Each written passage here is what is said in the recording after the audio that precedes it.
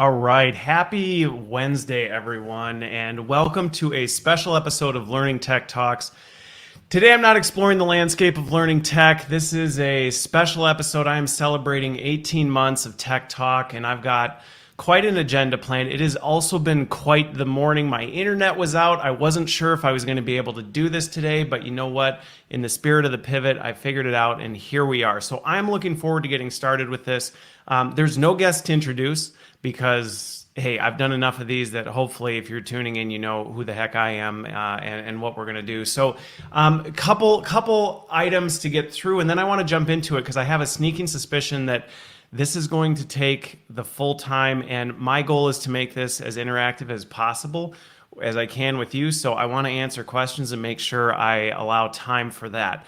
So given that, I'm just going to jump right to it. I don't have an icebreaker this morning because, again, you've seen so many episodes. Hopefully you know enough about me. I don't need to do another icebreaker, and I don't have one planned. So even if you wanted one, unless somebody asks a question, I probably don't have one for you. That said, I would love to know who's joining. So if you can, go ahead and comment and share where you are in the world today. I'm in my usual locale. Here we go. And while we're getting warmed up, just to give you a couple housekeeping items for things that I want to do to keep this thing interactive, make sure I'm addressing the things that you want to see, is one, I have added poll everywhere to take live questions that'll allow you to vote on things like this. So I'm obviously taking questions from the comments from wherever you're tuning in from, whether it's LinkedIn, YouTube, Twitter, doesn't matter. But if you tag me in things, I will catch those questions. But if you're someone who maybe doesn't want me to pull your question up on screen,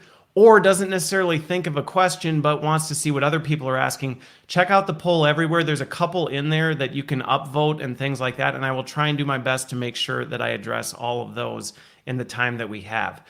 The last piece is, I know not everyone can make it live. So for those of you who aren't able to make it live and want to continue the conversation or ask follow-up questions after the fact, the community is an active place where people can come ask questions. We've got a lot of dialogue going there. We recently upgraded it to a much better platform, so you can sign up for that. And it doesn't matter what your role is in L&D or anything like that. It's just a place where you can come ask questions, and really we're there for each other. And so that's just community.learningsharks.com. If you're not part of that already, feel free to join. We were running this in Slack for a while, and now we've migrated over to what I think is a better platform, but it seems to be the feedback from the folks who are there too. All right, so with that, I'm going to shift gears into this because after 18 months and 95 episodes now, there's been quite a lot that has happened. I did not expect to have a pandemic happen shortly after, although I think a lot of the things the pandemic caused were probably on their way anyway. But so one of the things I did do to get into this, I did prepare some slides, which is very unusual for me because I am not a fan of slides. But I'm just going to keep them up on the side because they really are designed to be more talking points to things than anything else. So to give a little bit of context to where we want to go, I want to highlight some of the big things that I just want to tackle first. I think if you're coming thinking, hey, what's going on in tech, that is absolutely going to be part of the dialogue. I think I've had a chance to see some really interesting things. I'm seeing some industry trends I want to tackle. But I think there's some bigger, more deeply rooted things that we need to talk about first that are going to tie into the tech talk. So hopefully this will be a great conversation. Hopefully you'll walk away with some things that make you think a little bit differently. And the first one is this. I would say that when I look back, and this will tie, you'll see how this is all going to tie into the tech. I look at 2021 as our last Blockbuster moment, which if you have not seen this movie and you were alive in the 90s, you will greatly appreciate the movie. I'm not going to go too far into this because we will run out of time for sure. But it's a movie about Blockbuster's journey and what happened to them and how there's this one Blockbuster left in Bend, Oregon that's clinging to life and it's doing okay. And what happened with this is it's not what everybody thought. Everybody thought it was Netflix. And while Netflix played a big role, it really had to do with late fees and they were in bankruptcy and didn't have the funds to come back. into things and all this good stuff. But there's some things that I really want to talk about because as I've been talking to people in the industry, there are still folks that I think in some regards are holding on to the possibilities that we might go back.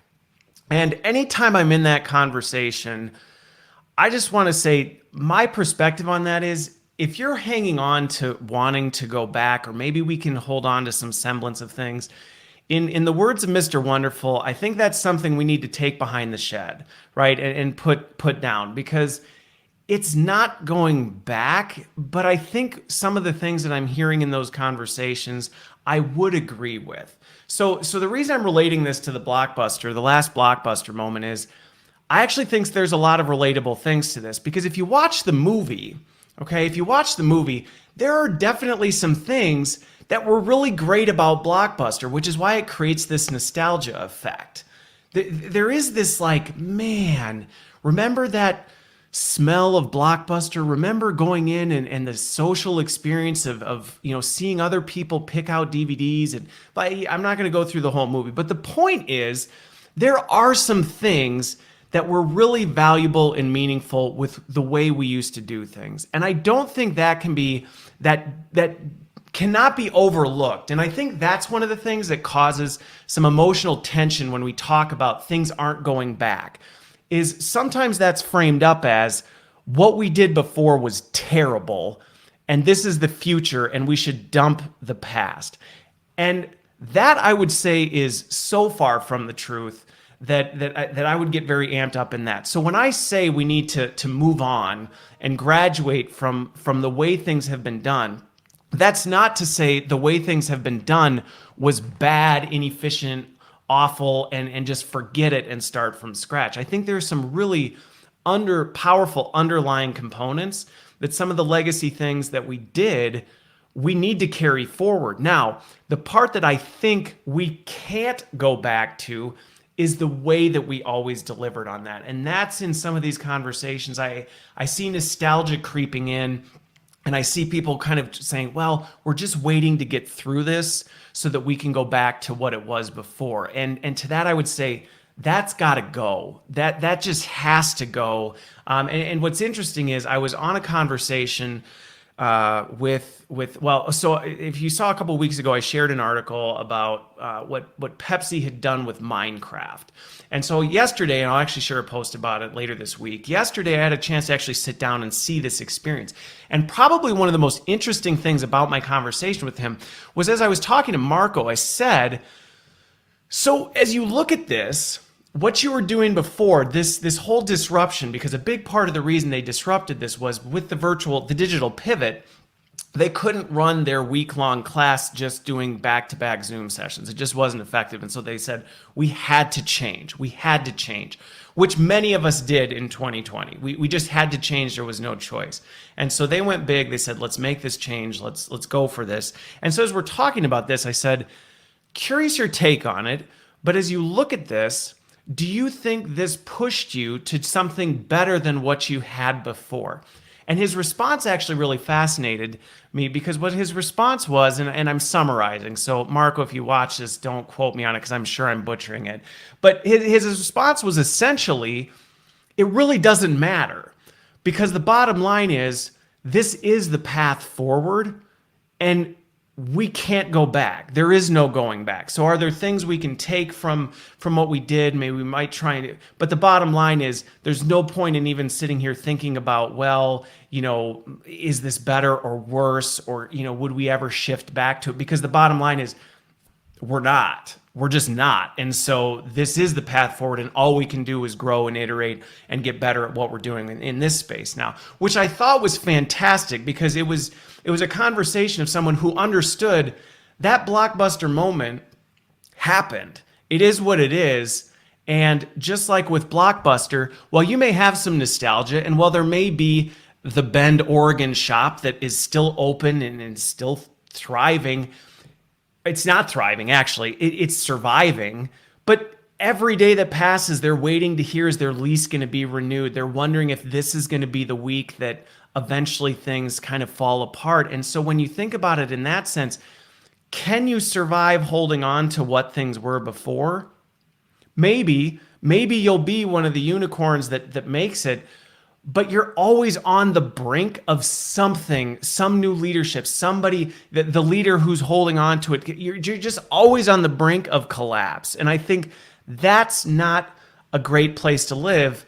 And so that's why when I look at Blockbuster, well, there's some nostalgia. Well, there's some things. Well, they might be making it. If somebody came to me and said, I've got this great business idea, I'm thinking I'm going to open a video store, I would say, I think you might want to rethink that. I think you might want to rethink that a little bit. I don't know that that's going to make it. And if they said, well, but look at Bend, Oregon, Blockbuster there is making it, I would say, I think you're missing the forest through the trees on this. So that's kind of fleshing out the analogy between this and kind of the why. And I would recommend watching it if you spent any time in the 90s, because it was a fascinating movie. But anyway, so that's my take on this, is that before anything, if you are not in a state of, hey, it is what it is, what we did in the past is what's in the past, there are lessons we can learn from it, there are valuable things that we can take from it, but it's gone. It's gone, it's not coming back. We just need to move on and iterate forward. I would implore you to do so, because I think while you may make it, while you might survive, while you might be able to say, oh, well, here's an example of where this is still working, I would say, but is it thriving? And I think in this new world that we're walking into, we have an opportunity to thrive. And I think anybody in our field, well, anybody in general, forget L&D, I think you're going to be a lot happier thriving than surviving. And I think we have an opportunity now to say we have all the reason now to thrive, and all the reason not to just move back to survival. And I would encourage you to do so. So with that, Boss, good question. So good question with this one. Boss asked, has the Netflix of online learning been created yet, or do we need a radically different solution? Great question, and great timing with the Blockbuster analogy going here. Personally, I don't think we want the Netflix of online learning, even if we could create it. So I know that's a term that's been thrown around. I don't really know that, we need the better mousetrap. I don't know that getting people to binge consume content is really where we want to go anyway. And, so to your question, do we need a radically different solution?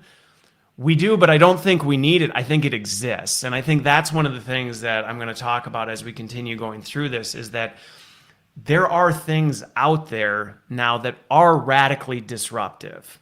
They exist, and they may not necessarily be the big ones that you're hearing about in all the different news, but that's one of the things that's been fantastic about what I've done with Learning Tech Talks and spending time with companies from all walks, from all different areas of learning and development, from all different focus areas, all different kinds of technologies, is it's been fascinating to see that there is some incredible disruptive innovation happening in our space. And so that's another thing, going back to this is our last Blockbuster moment. If you're looking at that going, the future is grim, I don't know that I like this new future, I would challenge that and say the future is bright, the future is exciting, and what we can do now is incredible. And this is changing. And this is one of the things that's been fascinating to watch. In 18 months, I have watched technology move at a pace that I didn't think was possible. Just to give an example, there was one prediction that I made at the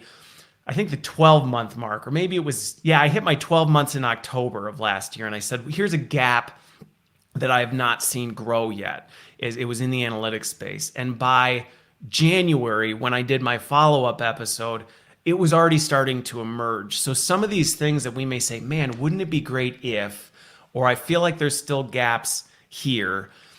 Yes, there are, but it's moving. And this is one of the things that's been fascinating about this, is that, this is moving at a pace that is nearly impossible to keep up with. So with that, let's move past the Blockbuster moment, because again, really what I was trying to do with this is just set the stage of, if you are out there holding on to your Blockbuster moment, let it go. Let it go. Let it be a thing of nostalgia. Let it be something that, survives somewhere else, and move into the Netflix age, if you will, and not the Netflix of learning age, but the disruptive space piece. You know what? I could keep going on this. All right. So with that, let me move to the next piece with this, because now I want to talk to folks who may have said, maybe you're not in that category. Hopefully, if you're in the Blockbuster nostalgia category, you've now said, you know what? Maybe it's time to let it go. Good. If you have, or if you're in the category of, we've accepted that reality, we're now moving forward, we're looking at how to move forward. The other kind of underlying thing that I want to tackle with this is a trend that I'm seeing happening that I don't think needs to happen. And this isn't specifically to the tech, but it kind of is. But I think sometimes I would say the practitioners actually are controlling this more than the tech companies. This whole movement towards performance, I think, is great. That said, I think we're again, in some regards, there's some missing the forest through the trees on this, in that there's a lot of debate. I saw a recent article, and I don't even remember exactly where. I think it was Forbes. It was something, but it was talking about, thank goodness we're moving away from skills and focusing on performance. And I thought, what? It is not a either or type of situation. And so that's what I mean when I say performance. Being performance minded is not a pendulum. Being performance minded is not a journey that you're on in terms of, okay, well, we used to be, and let me blow this up a little bit so you can see it a little better here. It is not we used to be an employee well-being. We used to do kind of a thing that made people feel good about learning and things like this. And now we've graduated to focusing on skills, and eventually we're going to move forward, and then we're really going to drive it towards workplace performance.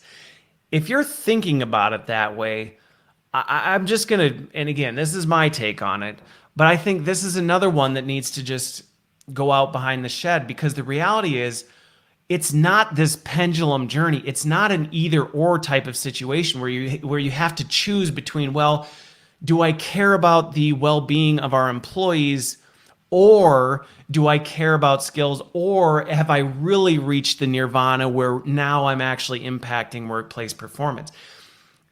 Workplace performance is a mindset and a destination that then is going to get applied completely differently. And I think this will then tie back to what you're going to see in the tech space, which is you can impact workplace performance in all of these areas. It's a matter of priority and what are the gaps or the needs of your business. And I think this is why I say practitioners, we have the opportunity to influence this more than anything. Tech's not going to influence this. It's us in our decision making. It's the choices we make. It's what's going on in our businesses and looking at okay, what are we trying to achieve here?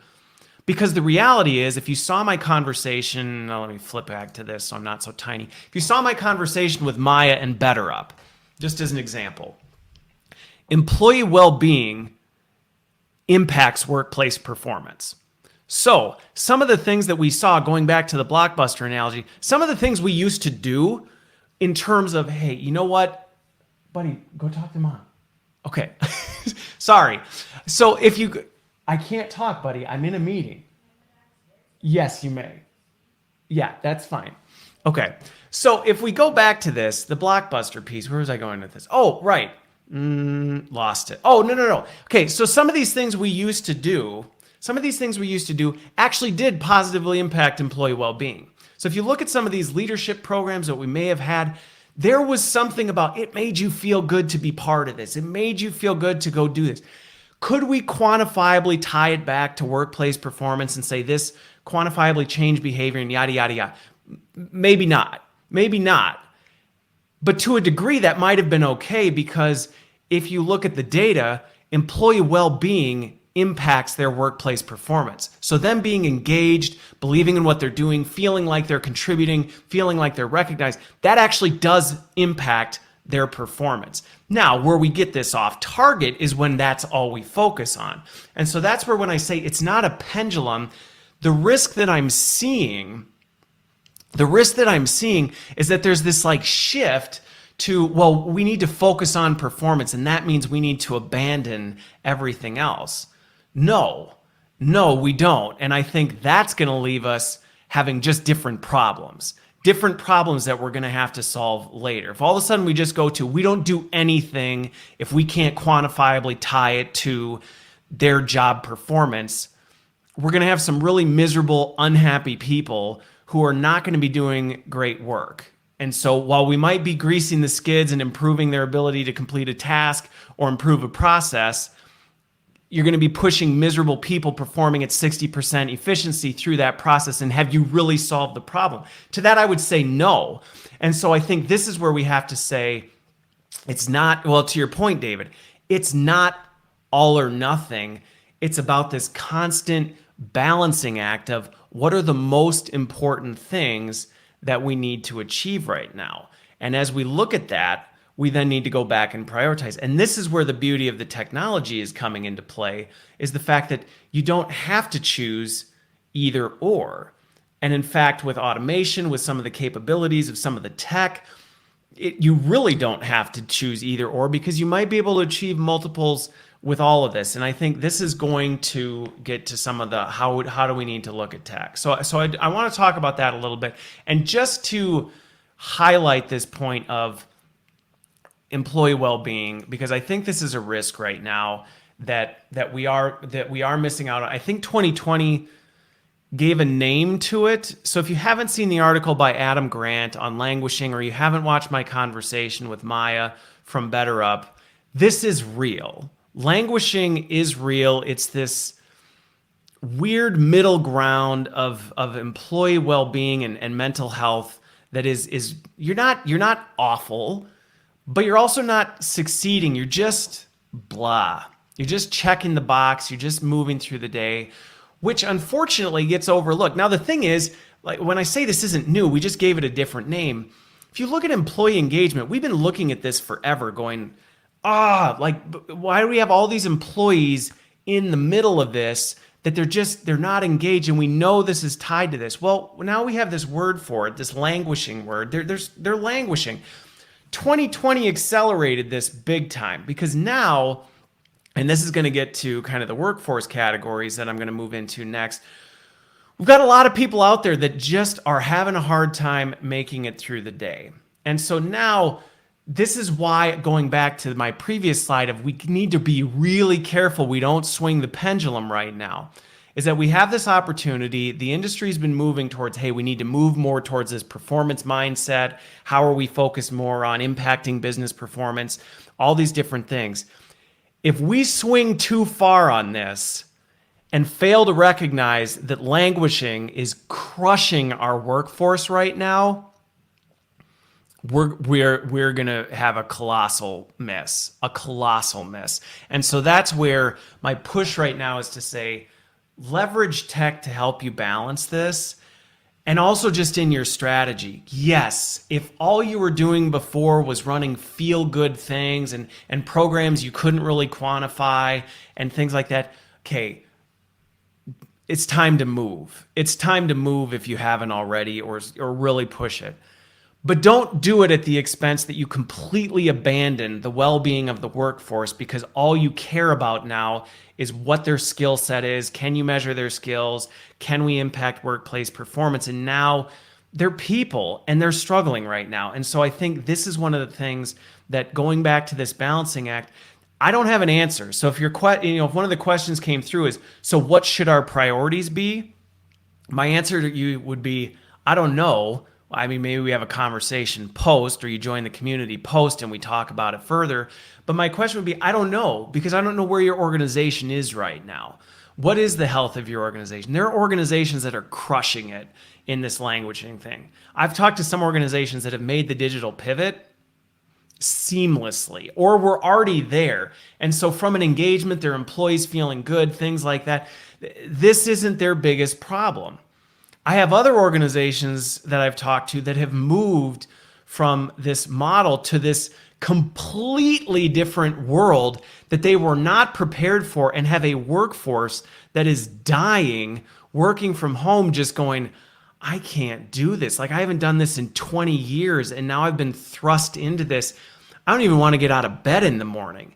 If that's where you are, this is going to be a bigger priority for you than if you're an organization that's seamlessly made the digital pivot. Everybody's working remotely fine. You've got your collaboration. You've made that shift, and you really need to focus on the performance metrics. That's why I say we just need to be careful and work in this constant balancing act of this while finding the triage of what we need to do based on what's really going on. But going back to this earlier point, this performance mindset is at the center of all of that. It's not one or the other or one of these other pieces. So, okay, I could talk about this for way too long, and then we're going to run out of time. So I'm going to switch gears. But again, I think if you're not familiar with what's going on with languishing, check out the Better Up episode. Read the article by Adam Grant. I think it will give you some words and some understanding of what this is, which to me, not new, ties back to employee engagement. We've been battling this for a long time, but I think we've really just seen this accelerated, which is largely due, from my take, to some of these challenges. Now, this originally came up from a conversation I was having with JD Dillon in terms of how we're thinking about, because now we're all talking about priorities. How are we prioritizing? How are we thinking about these different priorities? How do we make decisions around this? Who are we serving? Different things like that. And as JD and I were talking about this, we started talking about the emergence. It's not really emerging even. They just have become more solidified in the real differences in workforce categories. So there's 4 of them. And of course, I had to put it in a grid because everybody loves grids type of thing. So we can talk about what this is. But I do think that this emergence and solidification of these workforce categories is an important one to tackle because, again, depending on what you're trying to achieve, it's going to change the way you think about, hey, are we talking about employee well-being? Are we talking about developing skills? Are we talking about performance enablement and efficiencies? Where do we need to fall in that iron triangle of prioritization? Well, some of that's going to be driven by the challenges of the workforce categories that you're tackling. And so when we look at this piece, I'll blow this up a little bit. As I look at this, these 4 have existed, but they have different challenges that they face. And this was only accelerated by 2020. So it was already there. It's just, I think in many regards, the bottom category was often overlooked by organizations. So let me break down the 4 so that you can kind of see, and hopefully you can see my blue dot here. So up in the top quadrant, what I'm talking about here is these are your corporate employees that are working from some sort of workplace location. They're co-located. There's something going on where they're in the building. So I'll go through the categories first, and then I'll break down kind of the challenges that we have with this that I think is going to help you shape your priorities and your strategy behind this. You've got these folks that were in the office, they're in a building, and they're part of the corporate organization. So it's got its own category of things, and there's different ways you approach it. There's different categories for tackling this audience of the workforce. On the other side over here, we've still got this co-location that's going on. We've still got people who are in a location, but they're separated from corporate, and we've got the frontline workers. And so if you look, this is why the conversation was appropriate with JD and I and what Exonify is doing, because they're so focused on frontline workers, because that is a different category of the workforce. The way you reach them, the way you strategize around that, the way you handle that, it's got to have a slightly different bend. What works for the corporate audience may not always work well for the frontline audience. Does it mean there's no synergy between it? And I got to throw some fun corporate buzzwords in here. No, that's not what I'm saying. But it does mean that there's a bit of a different categorization of this. Now, it presents its own challenges. Where I think we've seen a lot greater attention was to the bottom half of this grid, which in many regards for a lot of companies has been ignored for a long time. And this is the remote workforce. Now, I put these originally, I thought, and as JD and I were talking about this, these really fell into 3. There was the remote workforce, there was the frontline workers, and then there was the corporate workers. And I said, the more I thought about it, the more time I spent reflecting on this, I'm like, there's actually kind of 2. There's kind of 2 even in the remote workforce, because there are remote frontline workers out there. Yeah, and a good example of this would be, you may have a sales force. A lot of organizations I've worked for, we have remote sales forces that are out there that they are right in front of the customer. They're doing this, but they are disconnected from the cohort, the cohesiveness of that workplace culture that's going on. Then you've got your corporate remote employees, which is the category of people that just exploded in 2020, which is why what you're going to see from a challenges standpoint, this whole connection to the customer, which existed in the corporate side of things, was rapidly accelerated because now we added this connection to workplace culture and colleagues. So as people suddenly got thrown into the remote workspace, they suddenly were struggling with the fact of, okay, how do I now connect with my colleagues? How do I connect to the culture? I feel like I'm on an island now. And going back to the contribution of this whole languishing thing, this is one of the challenges that we're dealing with now, is that now they're struggling with this. And it's in many regards a consequence of the lack of connectedness to the workplace culture and their colleagues and the customer. So that's why in this bottom left quadrant, left quadrant, we've got some new problems that we're trying to tackle. And as we look at the prioritization of this, this goes back to there are some things that we can be doing to hopefully help improve this for this categorization of workers. Now, does this mean we focus all our attention here? No, because again, people are starting, I don't know about everybody else, but I'm in conversations here, I'm in conversations with other organizations. They are starting to talk about their back to the office strategy. What does that look like? Who's coming back? Will they come back? If they do come back, what does that look like? And so now we're going to start to see some of the problems that we saw in quadrant 1 up in the top left start to come back in as people start moving back. The connectedness to the workplace culture and colleagues is in some regards going to be mitigated as people start coming back. But we're going to be now dealing with this whole flexibility and empowered workforce because now people are dealing with that. So there's just different problems that people are going to be dealing with depending on where their workforce is. And I think the point that I'm trying to make with all of this, if it's not clear, is that having this organization of, okay, we talked a little bit about before, hey, are we trying to tackle well-being? Are we trying to tackle skills? Are we trying to tackle performance enable? Like, what are we trying to do there? Then the next step, it's not necessarily, this is not always linear, but mix in with that, who in the workforce are we trying to tackle this for? Because depending on that, this is going to lead to the tech piece of, well, you may need to make different decisions about the technology depending on the category of the workforce that you're looking at. If everybody's in the office, the whole connectedness to the workplace culture and colleagues may not be as big of a priority for you if everybody's coming back. If everybody's staying remote or a large majority is staying remote, then that is going to remain a problem. And the flexibility is going to be less of a challenge, but you may have to look at some different things. So these are all different variables in the equation. And my goal with this is to hopefully give some context to, as I've been looking at how the workplace technology is starting to fall out in terms of different things, I'm seeing it starting to line up with these different components. And depending on the problem you're trying to solve, the audience you're trying to hit, if you're thinking, well, how do we make our, as an example, how do we make our LMS work for all of this? You won't. You probably won't. Unless that's a conversation for the community later. But chances are you probably won't. Now, then that leads to, okay, so then what do I do about this? And this is going to move to the next point with this that I see as an emerging challenge that we have. On the practitioner side, I think even the tech companies are struggling with this. So we've got these different challenges we're trying to face. We've got these different categorization of workers that have their own unique challenges that we're trying to stack. Now stack on top of it, from a technology standpoint, we are very much stuck in this age of categories. What is the category of the technology? And I'll give a little bit of insight into something that I'm going to be working on here soon to hopefully help break this down. But this is crushing us. It's challenging for the tech industry. I've got lots of people I talk to over there. This is not always easy for them because they're sitting there going, well, where do we fit in the big market categories? Are we an LMS? Are we an LXP? Are we a frontline worker solution? Are we like where do we sit?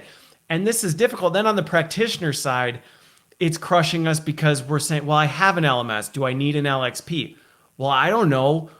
What does your LMS do? And so one of the things that I think is going to be really critical as we let the Blockbuster moment go, we move into the Netflix age, is that as we start looking at technology, we need to move away from assessing categories and starting to look at capabilities. Now, there is work to be done on both ends of this, from practitioners and the tech side of things, because I will say it's an opportunity on the tech side to say it is very difficult sometimes to get into so what does your product do specifically? I'm not talking about what category does it fall into. I'm not talking about as a general summary of things, what can it do? I'm talking about specifically, does it have these specific capabilities? Can it do this? Can it do that? And this is just a high level breakout of just some of the big categories, or not categories, capabilities that when I've started to look at tech, I've started to put these things into things and say, okay, if I were to, and I'm not going to mention names, but if I were to pull up this tech, these boxes would light up. It may be an LXP, it may be an LMS, it may be a hybrid in between, but from a capability standpoint, this is how the board would light up with this. And I think as we start digging into this, one, I think there's a push for us to be able to have more visibility and transparency into what are the capabilities. But on the practitioner side, that also means we need to take some time and actually dig into this. It means we also need to up our digital acumen in terms of being able to assess this kind of stuff, because not all capabilities are created equal. Just as a high level, if you were to say content distribution, how well does a product distribute content? Well, lots of learning tech out there is a content distributor. It pushes content out to people in different ways. But not all of that is made equal, because you have to start digging in and start unpeeling. Well, where is it distributing it to? Does it integrate into Teams? Does it integrate into Slack? Is it another portal that people have to go to try and do this type of thing? How is it automating distribution? Is it making predictive analytics on what people need? Is it just doing it based on tagging and metadata? There is a lot to unpack within these capabilities that cannot be assessed at a category level. Now, if listening to that makes your head spin and you go, good grief, how are we going to get to that point? I don't have the silver bullet solution at this point.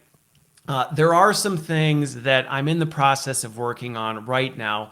One is to try and create better visibility into these things. So I have a lot of conversations with tech companies to say, hey, at a high level, what do you do? What's the vision? What's the strategy? What big problems are you trying to solve?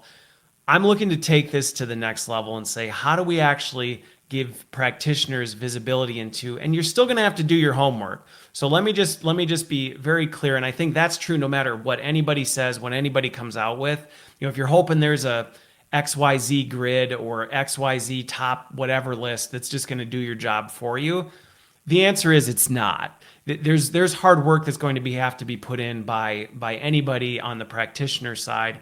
And this is why, if you need help, call in for help, call in for backup, because this is new territory. That said, I think there's opportunity for us to say, how are we actually assessing and providing greater visibility into some of these tech companies so that we can make informed decisions and we can do more of an apples to apple comparison? Because I can tell you, I am steeped in this stuff. And sometimes I look at the industry grids or I look at the industry comparisons and I go, how are these two platforms being compared right now? I get they're in the same category, but capability-wise, they're not even in the same playing field.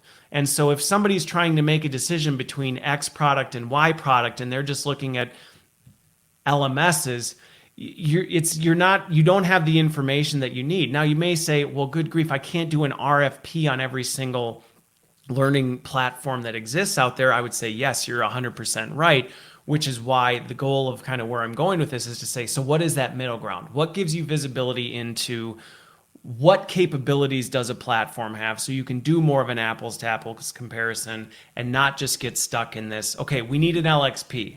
Do you?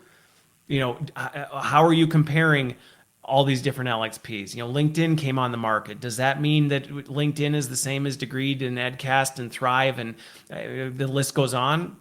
No. I mean, having looked at all of them, I can tell you they're not all created equal. They all have their own different capabilities, strengths, and weaknesses. And again, depending on what you're trying to do as an organization, there's going to be a different fit. And I think that's where the work on us as practitioners is to go beneath the surface and say, what are we really trying to achieve from a capability standpoint? And not ask the question, do we need an LMS? But say, what are we trying to do? And does an LMS fit that need? And if so, which one fits that need to the best of its ability? So more to come on that. But again, I think kind of from this advocacy standpoint, I think there's room on both sides of the fence for us to do a better job. Hopefully some of the things that I have planned will help with this, help influence this. Hopefully for anybody watching or listening, if you have input on things on how to better get you to this point, because the reality is I recognize, and I have enough conversations with practitioners across the board, this is not easy. This is not easy. For many people, this is not your comfort zone. And I get it. This is not a place you necessarily like to be. It's not something that you necessarily want to be spending all your time, but it is the new age of what we do. And so now it's a matter of saying, okay, so if this is the new age, how do we dive into it? And my goal in all of this is to say, how can I make it easier? So any input along the way, I'm happy to take and continue going there. So the final piece, and then I want to move over to any Q&A. I'll answer some of the questions that have come in, which, by the way, let me just pull this up.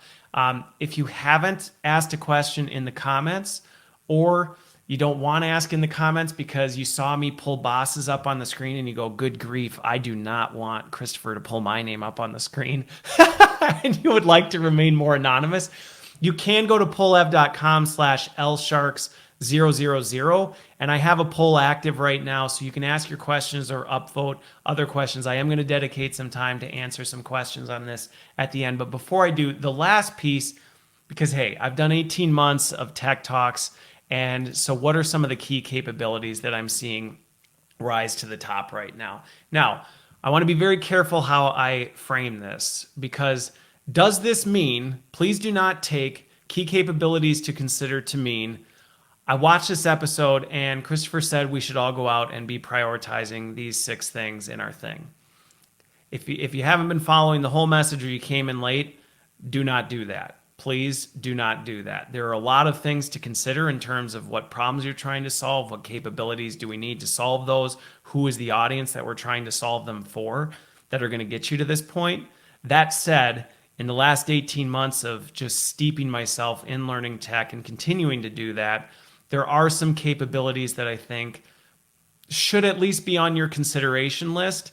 Doesn't mean you should be implementing them, but may mean if I'm not aware or I haven't dug into this, I may want to spend a little bit more time on understanding what's possible here. Because to Boss's question earlier of, should we just be looking for the Netflix of learning?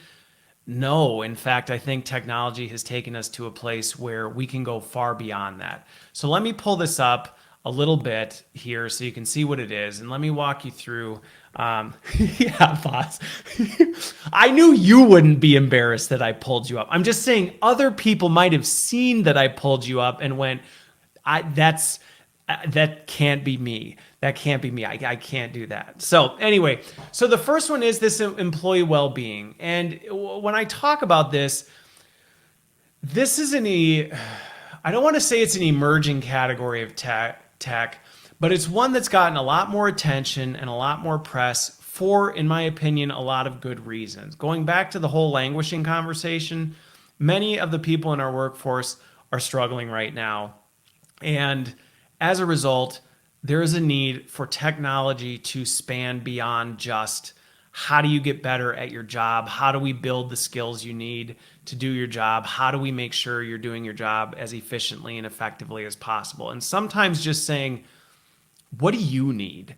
What do you need to come into work and be the best version of you that you can be? And this is what can be perceived as a squishy category of, I don't know how I feel about that.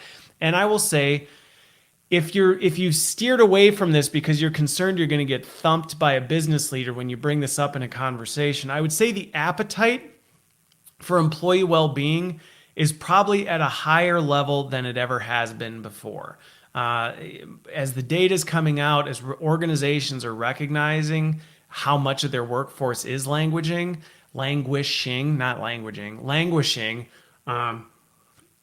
I would say there's much more of an appetite to say, talk to me about this. Now, this doesn't mean we don't have to do our due diligence. This doesn't mean we don't have to assess what problem we're trying to solve. Who is the audience we're trying to solve it for? What are they dealing with? What capabilities do we need? No, that exercise still has to happen. But if you can do that and come in and say, we may not necessarily be able to directly quantify this today, but we know this is a problem in the organization, and we think if we can help our employees, it's ultimately going to help our business. I would say I've been in more conversations where that is not met with eye rolls and raised eyebrows and more of a, let's hear what you have to say on this.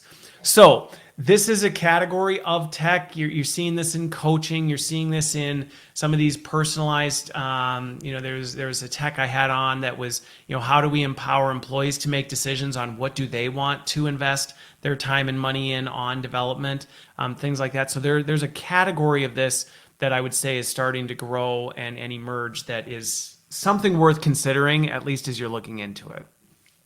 System adoption and enablement is one that I still do not feel is getting the attention that it should be getting.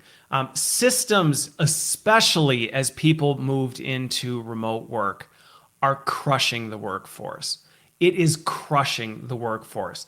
The number of platforms they're having to deal with, the number of new platforms that are being spun up, the number of new things that are being thrown at them, the number of systems that they're having to go into to do their job.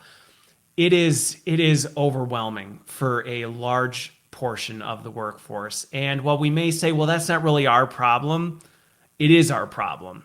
Because going back to, if our workforce doesn't have time or capacity to grow, to develop, they're going to languish. They're not going to get their job done. All the skill efforts that we can possibly throw at them are not going to do a thing. And so as we look at system adoption and enablement, there's tremendous opportunity for us to lean in. And this tech has come a long way. So I've spent a fair amount of time digging into the actual capabilities of this tech. And if this is something you maybe glanced at, let's see, the first system adoption platform I started looking at was, I don't know, maybe close to 10 years ago. If you're thinking about that, take a look at it. Take a look at what the possibilities are. Does it mean you have to own it? Possibly not, depending on how you're structured. It may be something that you're able to negotiate or bring in as an enterprise solution type of a thing. But this should be something that's part of the conversation, because we've seen from pretty much every industry report, one of people's biggest challenges with their development is they don't have time. Well, what better way to give people back time than to pull them out of the systems that are crushing them, frustrating them, and all these other things. So again, should everybody go buy a DAP? Nah, maybe. Does it mean everybody should be owning it? No, I need to be really careful because I know some people will take that seriously. But you should be seriously considering it as part of your digital strategy of how are we enabling system adoption and performance, because systems is a huge percentage of the time our workforce is spending on anything. Another one that has come a long way that, a lot of things out there, and this goes back to watch category versus capability. And again, I've got some things coming out that I think are going to help people differentiate between this. There are a lot of platforms out there claiming skill development. There are a lot of things saying we're an upskilling platform, we're an upskilling this and that. Not all skill development is created equal. So be careful when you dig into this.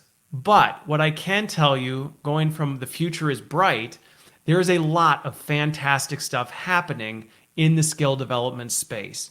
So if you're truly trying to say, we know we're trying to grow this skill, or we're trying to develop this skill in our workforce, and we need to do it in a measurable, impactful way that we can quantify, that we can then go back and justify and say, hey, we set out to do this, we did it, and we have the data to prove it, that exists today. that exists today, but you're going to have to dig beneath the surface, because if you just take things at surface level, or you just take marketing categories as, oh, this is a skill development platform, so therefore I will get this, you will be left you'll be left languishing on that one. So that's the only caution I give with that, is being careful that we don't that you don't jump into that and just blindly and think, well, because I'm pursuing skill development, all skill development is created equal. So Michael, great point of clarification before I move on here about the system adoption and enable. I threw DAP, digital adoption platform, around as though everybody is on the same page with this one. Michael's comment on this in terms of a layer of integration on top of these other softwares that guides users, provides support, these kinds of things. If you're not familiar with it, I have had a conversation with WhatFix and WalkMe, which are both very insightful conversations into what the tech is. Check them out. Not advocating for one or the other or trying to push that, but just trying to say, if you're trying to understand what DAP, digital adoption technology, is and can do, those are great episodes to get some of that insight. Okay, so the other one is workforce connection and collaboration.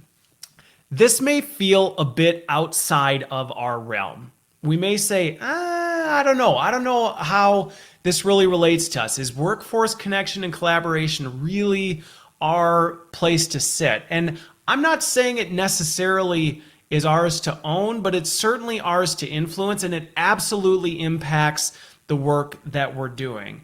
And so this goes back to, if we think back to the workforce categorization standpoint, we have a lot more of our workforce now that feels disconnected from the company. It feels disconnected from their colleagues. They feel like they're out on an island.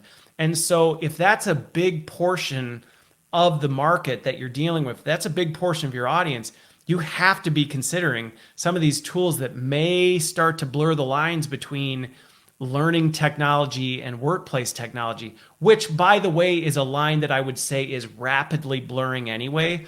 So even saying learning tech talks is all about learning tech, I would say, I don't even know that that's a line that we can really say exists anymore. I would say the line is almost one and of the same. But this is going to be a category of things that, is something to be considering. How are we actually looking at building connection, interconnectivity? I'm not going to say social learning, because then that creates a whole new category, but that's what we're talking about. How are we connecting the workforce in this new world of things? Digital and immersive experience. I'm not talking about everybody running out and buying an Oculus Quest 2, okay? Might there be opportunity for that? Yes. Is it something you should be more familiar with in terms of the possibilities? Yes. Because I will say right now, and I get into a fair amount of debates about this with folks, that, hey, I just don't know that I see it. You need to.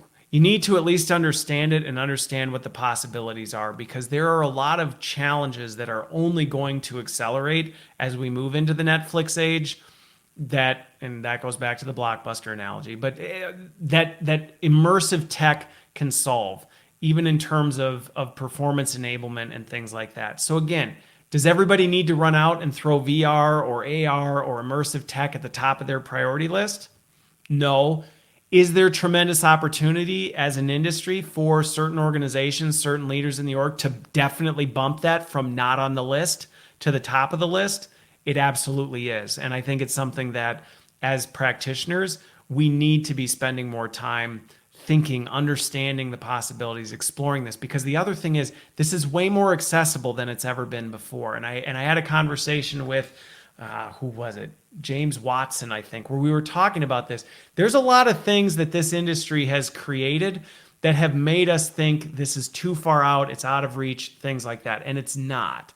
And so I think that's where I'm not pushing everybody to make this a priority, but I am encouraging people to go out and say, you should know what's possible. You should know what you can do so that you can make some decisions and not be making decisions off misinformation or information that was outdated 2-3 years ago because you think it's not possible. And then the last one is analytics and insights.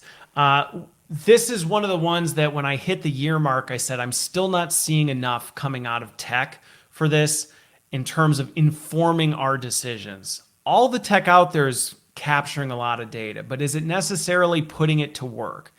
No, it's not. And this goes back to, is all capability created equal?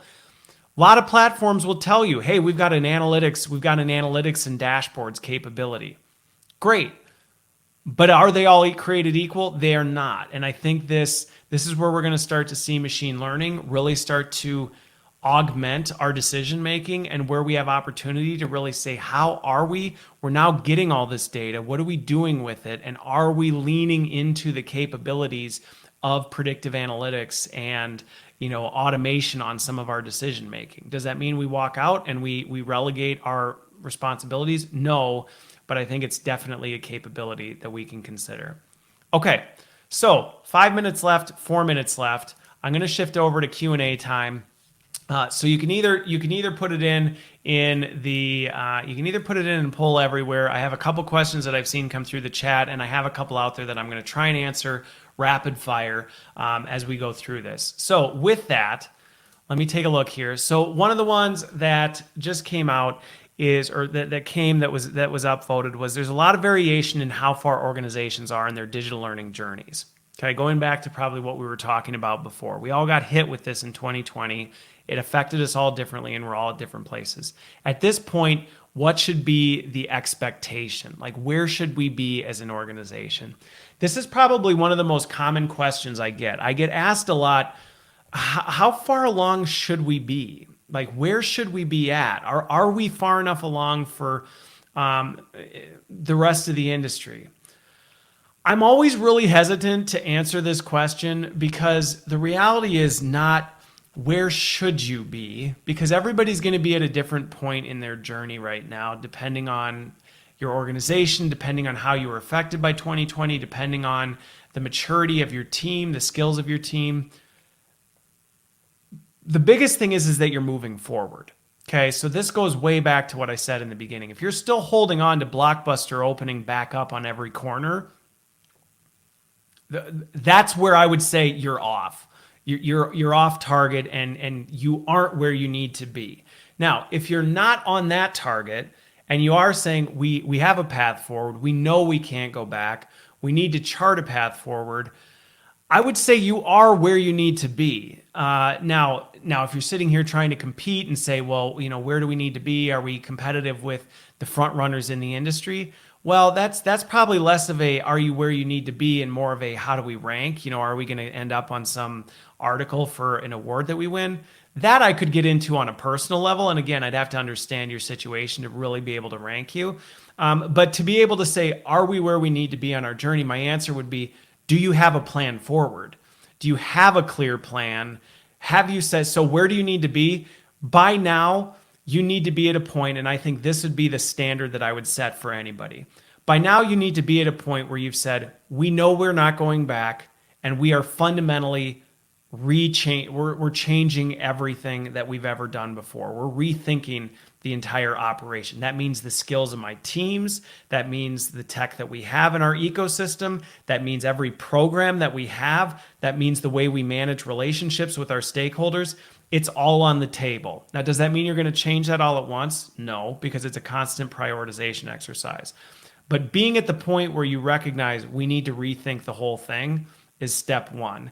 And having that priorities laid out and saying, and this is where we think we're going to go from a visionary standpoint and some logical next steps. I think that's where everyone should be right now. Now, is everybody going to have the same answer to those? No, you're not. And are other people going to be further along than you than that? Yep, they are. Some people are going to be way ahead of you if you're comparing it that way, and that's okay. And I think that's totally fine, so long as you have a plan and you're staying connected. I think this goes back to, why did I start the community? Why do I do so much stuff for our industry? We need to be talking to vendors. We need to be talking to other practitioners in the community so we can be benchmarking, so we can see how we're doing. Because if you build that strategy and plan and all you're doing is comparing yourself to yourself, you're going to look great, but you probably won't be. So I think that's the biggest thing, is that you've accepted the reality that we have. You've laid out a plan. It's a clear plan for where you want to go in the next 3 to 5 years. and you have some actionable steps behind it, and you have some things in place that are going to hold you accountable and keep you connected into what's going on with the industry. Because there's going to be things you're going to say you're going to do in the next 3 to 5 years that you're going to have to pivot on. And that's fine. But you need to make sure you're making those decisions based on the information that based on actual industry, things like that. Okay, so that was a very quick thing. Some best ways to judge a tool or platform, and then I'm going to close us out here. This is the last question I've got here, is what are some of the best ways to judge a tool or platform if it's been successful? My answer to that is this.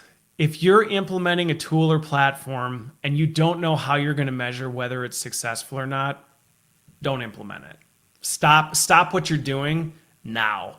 Like now, if you're watching this right now and you're about to implement a tool and you haven't figured out how you're going to measure whether it's been successful, pull the plug.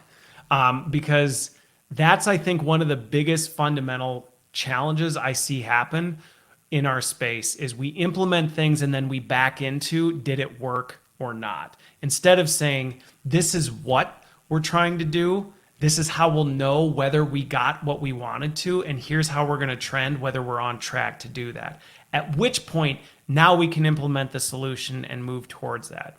So I think I would actually reverse that question, and instead of saying, what are the best ways to judge whether it's successful, I would say go back to the drawing board and say, what are the capabilities we're trying to do? We need. How do we know that that's solving a problem for us, and what are the steps along the way? Now, do I have a universal playbook for that? No. And this is where I spend time talking to people about, hey, if you need help like figuring out what your measures are, that's a different conversation. If you're saying we're trying to solve this, we're trying to get here, can you help with that? That's a different conversation. I would encourage you to have that with me or someone else in the industry, join the community, things like that. So with that, all right, let me turn all this stuff off. I know I'm over a couple minutes, but thanks everybody for sticking around. Hopefully this was helpful. I will be sharing the link to the presentation. This will be a live replay that will be up for everybody after the fact. Hopefully this was helpful for you. If you have follow-up questions, you know how to find me. You can always reach out. You can message me on LinkedIn or in the community, or send me an email, whatever works best. But thanks everybody for being here. Have a wonderful day. Like I said, the future is bright for where we're going. It's just going to take us taking hold of that. So I hope you all have a wonderful rest of your Wednesday, a wonderful rest of your week, and we'll see you next week. Have a good one.